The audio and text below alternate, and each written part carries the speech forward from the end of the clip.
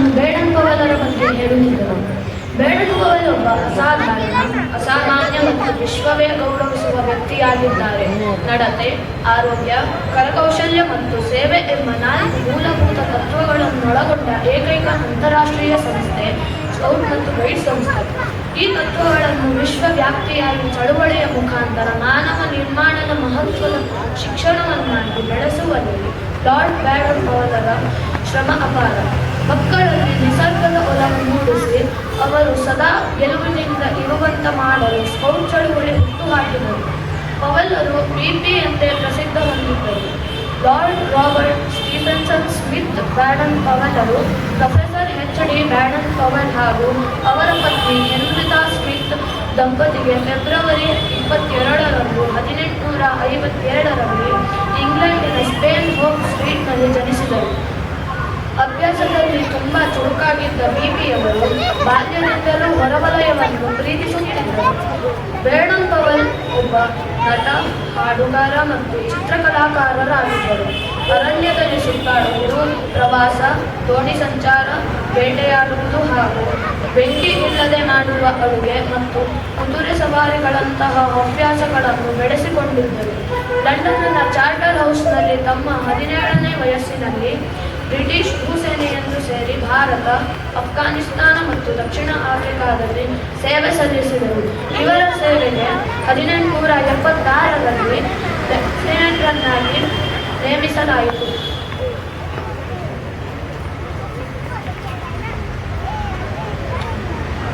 1895ರಲ್ಲಿ ಆಫ್ರಿಕಾದ ಆಶಾಂತ ಬುಡಕಟ್ಟಿನ ರಾಜ ಶೇಮ್ಶೆಯನ್ನು ಸರಿಗೊಳಿಸಲು ಪವಲರನ್ನು ಅಲ್ಲಿಗೆ ಕಳುಹಿಸಲಾಯಿತು. ಅಲ್ಲಿ ಸೈನ್ಯಗಳಿಗೆ ಪಯಣನೆ ಮತ್ತು ಸ್ಕೌಟಿಂಗ್ ತರಬೇತಿ ನೀಡುವರು. ದೇವರು ಮತ್ತು ಧರ್ಮದ ಬಗೆಗೆ ಕರ್ತವ್ಯ ಎಂಬ ಧ್ಯೇಯೋದ್ದೇಶವನ್ನು ಹೊಂದಿ ಸ್ಕೌಟ್ ಚಳುವಳಿ 1907ರಲ್ಲಿ ಭಾರತದಲ್ಲಿ ಪ್ರಾರಂಭವಾಯಿತು ಮತ್ತು ಸ್ಕೌಟಿಂಗ್ ಫಾರ್ ಬಾಯ್ಸ್ ಎಂಬ ಪುಸ್ತಕವನ್ನು ಪ್ರಕಟಿಸಿದರು. ಇವರ ಸಾಧನೆಗೆ ನೈಟ್ ಪದವಿ ಕೊಡಲಾಯಿತು.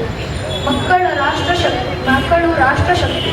ಆದ್ದರಿಂದ ಅವರ ಶಾರೀರಿಕ, ಬೌದ್ಧಿಕ, ಸಾಮಾಜಿಕ ಮತ್ತು ಆಧ್ಯಾತ್ಮಿಕ ಪ್ರತಿಭೆಗಳನ್ನು ಬೆಳೆಸುವುದರಲ್ಲಿ ರಾಷ್ಟ್ರಕ್ಕೆ ಮಾದರಿಯಾಗುತ್ತಾರೆ ಎಂದು ಹೇಳಿದವರು ಪವಲರು. ಸ್ಕೌಟ್ ಗೈಡ್ ಮುಕ್ತ ವಾತಾವರಣದಲ್ಲಿ ಎಳೆಯ ಮಕ್ಕಳು ಹಾಗೂ ಯುವಕರು ಆಡುವ ವಿಶಾಲ ವ್ಯಾಪ್ತಿಯ ಆಟ ಎಂದು ಜಗತ್ತಿನ ತುಂಬೆಲ್ಲ ಸಾರಲು 21 ಹುಡುಗರ ಗುಂಪನ್ನು ಸಂಘಟಿಸಿ ಬ್ರೌನ್ಸಿ ಐಲ್ಯಾಂಡ್ ಸಮುದ್ರ ದ್ವೀಪಕ್ಕೆ ಕರೆದುಕೊಂಡು ಹೋದರು. ಅಲ್ಲಿ ಅಳವಡಿಸಿದ ನಿಯಮಗಳೇ ಸ್ಕೌಟ್ ನಿಯಮವಾಯಿತು. ಈ ಶಿಬಿರದಲ್ಲಿ ಶಿಬಿರವಾಸ, ಸಮಯ ಪರಿಪಾಲನೆ, ಅಡುಗೆ ತಯಾರಿ, ದಾರಿಯನ್ನು ಗುರುತಿಸುವುದು, ವನವಿದ್ಯಾ ಸಂಕೇತ ಹಾಗೂ ಪ್ರಕೃತಿ ಅಧ್ಯಯನವನ್ನು ಶಿಸ್ತುಬದ್ಧವಾಗಿ ನಂಬಿಕೆಯಿಂದ BP-ಯವರು ತಮ್ಮದೇ ಆದ ಸ್ಕೌಟ್ ದಳಗಳನ್ನು ಪ್ರಾರಂಭಿಸಿದರು. 1910ರಲ್ಲಿ ಪ್ರಥಮ ಗೈಡ್ ಕಂಪನಿ ಸ್ಥಾಪನೆ ಆಯಿತು.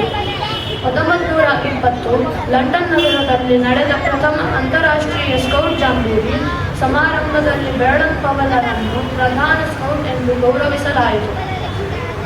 ತಮ್ಮ ಹೆಚ್ಚಿನ ಸಮಯವನ್ನು ಚಳುವಳಿಗಾಗಿಯೇ ಮೀಸಲಿಟ್ಟರು. ಲಾರ್ಡ್ ಬೇಡನ್ ಪವಲರು ತಮ್ಮ 84 ವರ್ಷದ ಜೀವನವನ್ನು ಚಳುವಳಿಗಾಗಿಯೇ ಸಮರ್ಪಿಸಿದರು. 1941 ಮೇ 8ರಂದು ಪವಲರು ಆಫ್ರಿಕಾದ ಕೀನ್ಯಾದ ನಯೋರಿಯಾದಲ್ಲಿ ದೈವಾಧೀನರಾದರು. ಪವಲರು ತಮ್ಮ ಕನಸು ನನಸಾದುದನ್ನು ಕಂಡವರು ಅತಿ ವಿರಳ.